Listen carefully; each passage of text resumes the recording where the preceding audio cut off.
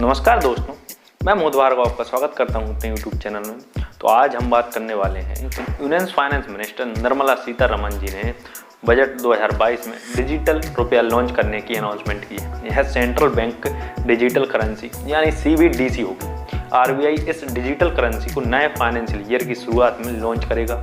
Digital रुपया या CBDC को डिजिटल इकोनॉमी के लिए बड़ा कदम माना जा रहा है। साथ ही भारत इस तरह से ऑफिशियल तरीके से अपनी डिजिटल करेंसी लॉन्च करने वाला पहली बड़ी कंट्री बन जाएगा। ऐसे में आइए जानते हैं कि CBDC क्या है, गवर्नमेंट को इसकी ज़रूरत क्यों पड़ी, आम लोगों के लिए यह कितना सेफ और बेनिफिशियल होगा। तो इन सभी के बारे में बात करते हैं। तो चलिए शुरू करते हैं। तो पहला क्वेश्चन है, डिजिटल करेंसी CBDC को लॉन्च कौन करेगा? तो इसका आंसर है RBI। तो रिजर्व बैंक ऑफ इंडिया यानी RBI नए फाइनेंशियल ईयर में CBDC को लॉन्च करेगा। नई करेंसी ब्लॉकचेन टेक्नोलॉजी पर आधारित होगी। RBI की ओर से डिजिटल फॉर्म में जारी CBDC एक लीगल टेंडर होगा। सेंट्रल बैंक से जारी करेंसी की तरह ही CBDC भी होगा, लेकिन ऐसे नोट की तरह आप अपने जेब में नहीं रख सकेंगे। यह करेंसी की तरह ही काम करेगा। साथ ही CBDC को नोट के साथ बदला भी जा सकेगा। यह इलेक्ट्रॉनिक रूप में आपके अकाउंट में दिखाई देगी। RBI की रिपोर्ट में पहले बताया गया था कि CBDC से आप कैश के मुकाबले आसानी से और सेफ तरीके से कहीं पर भी खरीदारी कर सकेंगे। दूसरा क्वेश्चन है, क्या है क्रिप्टो करेंसी जैसी होगी? तो नहीं। तो फिर कैसी होगी, आइए जानते हैं। तो CBDC क्रिप्टो करेंसी नहीं, भारतीय रिजर्व बैंक का CBDC एक लीगल टेंडर होगा।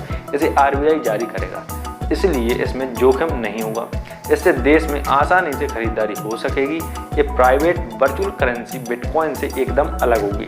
प्राइवेट वर्चुअल करेंसी के साथ कई तरह की रुकावटें होती हैं और बिटकॉइन जैसी इन करेंसीज को सभी कंट्रीज में मान्यता नहीं मिली है। साथ ही प्राइवेट वर्चुअल करेंसी के किसी गवर्नमेंट से नहीं जुड़े होने की वजह से इसमें रिस्क बहुत ज़्यादा होता है। प्राइवेट वर्चुअल करेंसी कमोडिटी या वस्तु नहीं है। साथ ही इनका कोई इंटरनल वैल्यू भी नहीं होता है। क्या बिटकॉइन की तरह ही यह भी रिस्क से भरी करेंसी होगी? नहीं। इन्वेस्टोपीडिया की रिपोर्ट के मुताबिक गवर्नमेंट का टारगेट आम लोगों को एक लीगल और कन्वीनियंट या सुविधाजनक डिजिटल करेंसी प्रोवाइड कराना है, ताकि उन्हें सिक्योरिटी रिलेटेड किसी प्रॉब्लम का सामना नहीं करना पड़े। गवर्नमेंट के बजट में डिजिटल करेंसी की अनाउंसमेंट बिटकॉइन और ईथर जैसी अदर क्रिप्टो और वर्चुअल करेंसी को लेकर डिजायर को एक्सप्रेस करती है। RBI कई मौकों पर बिटकॉइन को लेकर चिंता जता चुका है, क्योंकि बिटकॉइन ईथर जैसी क्रिप्टो करेंसी के साथ money laundering, terror financing, tax चोरी का रिस्क बना रहता है। ऐसे में इसका यूज आतंकवादी संगठन भी कर सकते हैं। इसलिए RBI ने अपनी खुद की डिजिटल करेंसी CBDC लाने की योजना की घोषणा की है।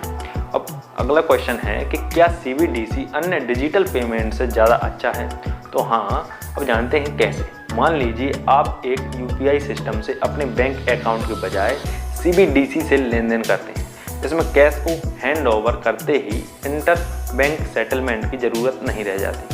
इससे पेमेंट सिस्टम से लेन देन ज़्यादा रियल टाइम में और कम लागत में होगा। इससे जो इंडियन इम्पोर्टर हैं वह बिना किसी बिचौलिए के अमेरिकी एक्सपोर्टर को रियल टाइम में डिजिटल डॉलर का भुगतान कर सकेंगे। क्या RBI इसे लॉन्च कर सकेगा? तो नहीं। भाई जानते हैं अपन, तो RBI भले ही इसे लॉन्च करने को रेडी है, लेकिन है तब तक नहीं हो सकेगा जब तक कि पार्लियामेंट में क्रिप्टो लॉ पास नहीं हो जाता। तो क्या CBDC के आने से बैंकों पर असर पड़ेगा? तो हाँ, बिल्कुल असर पड़ेगा। CBDC के आने से बैंक में जमा के लिए लेन देन की मांग कम होगी। साथ ही सेटलमेंट रिस्क भी कम होगा। रिस्क फ्री होने के चलते CBDC बैंक डिपॉजिट को कम करेगा। साथ ही जमा पर सरकारी गारंटी में कटौती करेगा। वहीं बैंक यदि जमा राशि खो देते हैं तो क्रेडिट या साख या गुडविल बनाने की उनकी कैपेसिटी लिमिटेड हो जाएगी, क्योंकि सेंट्रल बैंक प्राइवेट सेक्टर को लोन प्रोवाइड नहीं कर सकते हैं। हालांकि 4 सबसे केंद्रीय बैंकों अमेरिका, यूरोप, जापान और UK वाले प्रमुख देश अपनी CBDC लॉन्च करने में सबसे पीछे हैं। चीन और दक्षिण कोरिया सहित 14 देश ऐसे हैं जो अब अपने CBDC के साथ एक्सपेरिमेंटल स्टेप में हैं और जल्द ही इसे लॉन्च करने की तैयारी कर रहे हैं।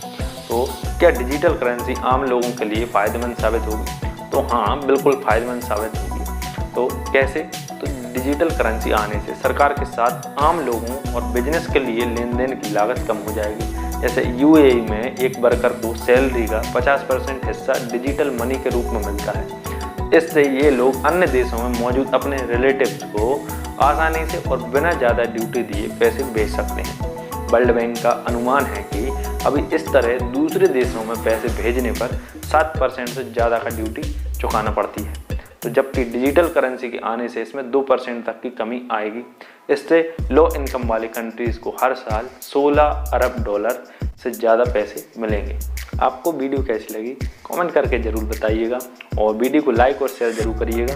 चैनल को सब्सक्राइब करना बिल्कुल मत भूलिएगा, क्योंकि मैं मोहित भार्गव ऐसी इन्फॉर्मेटिव वीडियो लेकर आता रहता हूँ। नमस्कार, जय हिंद, वंदे मातरम। मिलते हैं अगली